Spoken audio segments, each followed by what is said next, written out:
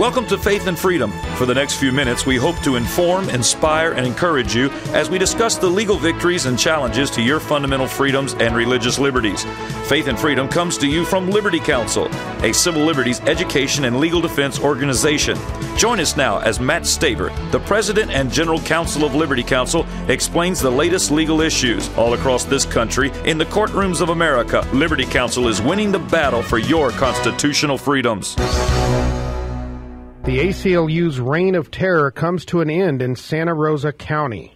I'm Matt Barber, Vice President of Liberty Counsel Action and Associate Dean with Liberty University's School of Law. On the phone with Liberty Counsel's own Harry Mihet.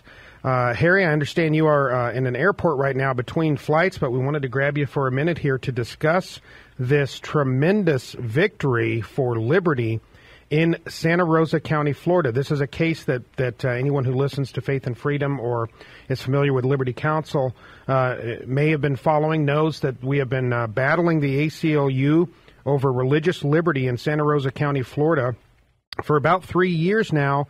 It's come to an end. Why don't you give our listeners the rundown of what has happened? Well, thanks for having me with you, Matt. It's always a pleasure and a privilege. And you're right. This was a tremendous victory. It was the final dagger in the heart of the dragon, if you will. And as your listeners probably know, for the last 3 years, the ACLU has been terrorizing the good people of Santa Rosa County, Florida, just outside of Pensacola, with this notorious consent decree that outlawed any expression of religious views on school grounds by teachers and by staff. Teachers were dragged into court on criminal contempt charges. They were threatened with losing their jobs for even mundane things like saying God bless or trying to basically express who they are on their own time with other adult colleagues. It was a complete running roughshod over their constitutional rights. We were able to exonerate those teachers that had been charged criminally with prayer, people like Frank Lay and Robert Freeman and Michelle Winkler. They were found not guilty, but the consent decree that led to those charges had remained in place. And so what we've done over the last year and a half was filed a new lawsuit on behalf of 24 individuals, parents, students, teachers, volunteers, community members, challenging that consent decree as unconstitutional. And it was that consent decree that after a year and a half of litigation finally came down last week in what is the final victory against the ACLU in Santa Rosa County. Wonderful. Well, using a term like a reign of terror, in some cases that might be considered hyperbole, but people need to understand literally the ACLU was seeking to have people thrown in jail for praying over a meal. Fortunately, Harry, you were there. Liberty Counsel was there to defend these individuals, and we were able to help them avoid a jail sentence, losing their jobs, excessive fines. I mean, just what the ACLU wanted to do here. The mask has come off. The ACLU is revealing itself as truly the anti-Christian organization that it is. Now, Harry, since this consent decree has been modified with Liberty Counsel's modifications to restore the constitutional freedoms of faculty, staff, students in Santa Rosa County, the ACLU has gone into complete damage control mode here because they have suffered a tremendous, not only legal loss here, but a devastating public relations loss here. What is the ACLU saying about all this? Well, you're right about that, Matt. They were going to use Santa Rosa County as a template for the rest of the nation in terms of their agenda. And so, but they came there and they essentially suffered 3 losses. They're 0 for 3 in Santa Rosa County because they failed in getting people fined and thrown into jail for prayer. And now their precious consent decree that was going to be the template for the nation has been gutted and essentially dismantled. And so it's been a huge embarrassment for them because they had raised so much money to put to work in that case, and they have failed in their essential mission. And so now they are saying things like, well, these revisions of the consent decree were minor clarification that strengthened the consent decree, when in fact anybody that reads the revised consent decree and sees the red ink, which is the revisions and the modifications, will quickly see and understand that it's just bleeding red all over, and that dozens and dozens of precious constitutional rights that had been stolen by the ACLU have now been restored. And so to call it just a minor clarification would be essentially saying that a full atomic blast is nothing more than a minor heat wave. It's intellectually dishonest, and the ACLU knows it, and the people who are familiar with this case know it. But really, it's the only thing they have left to do is to try to deceive the public, as they have been doing all along. Well, there were literally dozens of constitutional freedoms that Harry, you and Liberty Counsel won back for the teachers, staff, students, and members of the community. Students will now be allowed to voluntarily pray. That had been taken away.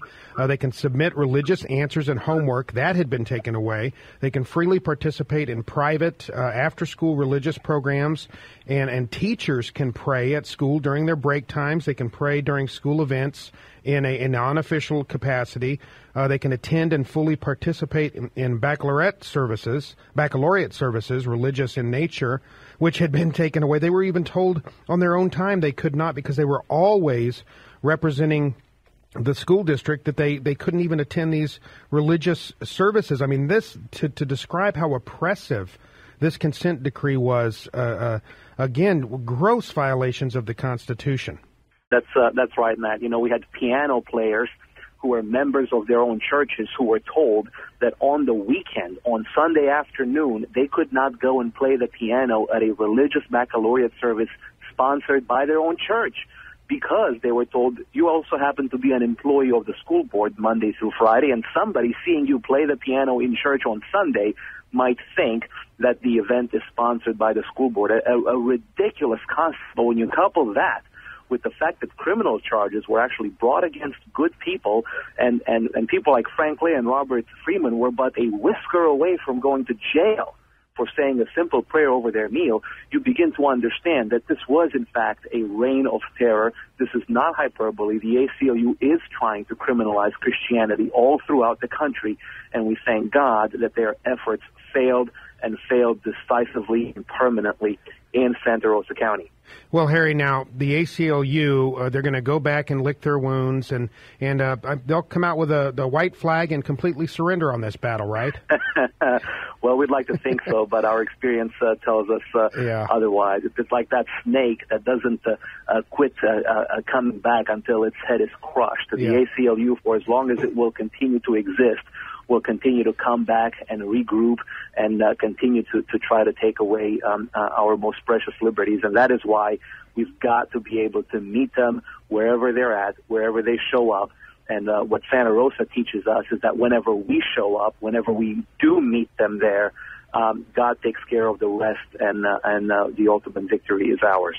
Well, you know, and I know you know this, Harry, but ACLU's founder, Roger Baldwin, was a self-avowed communist, famously said, quote, "Communism is the goal." So to say that the ACLU has communist roots, again, is not hyperbole. That is actually rooted in fact and in history. And a big part central to communism is the goal to eradicate religious freedom and get rid of God altogether, because the government should, to have the government replace God and recreate, certainly in this case in America, and the ACLU's own secular socialist self-image. What are your thoughts on that? Quickly, and we got about a minute left. Well, having lived in a communist country under precisely the type of regime that you've described, I can agree with everything that you have just said, and that is their ultimate goal. Submission and surrender of our constitutional rights is exactly what they're after. Again, what Santa Rosa teaches us is that all we have to do is stand up and not back down. And when we do so, freedom ultimately prevails. Well, Harry, God bless you, brother. You're on the front lines. And, folks, that's what Liberty Counsel is here to do, to defend your religious liberties. I want to encourage you to go to Liberty Counsel's website. Ask for the students' the I Will Pray wristband and the Students' Rights booklet for a gift of $10 or more. We will send that off to you. Go to lc.org to find out how you can get that, or give us a call at 1-800-671-1776. Become part of Liberty Counsel's ministry today. Stand with us as we stand in the gap in defense of your religious freedom.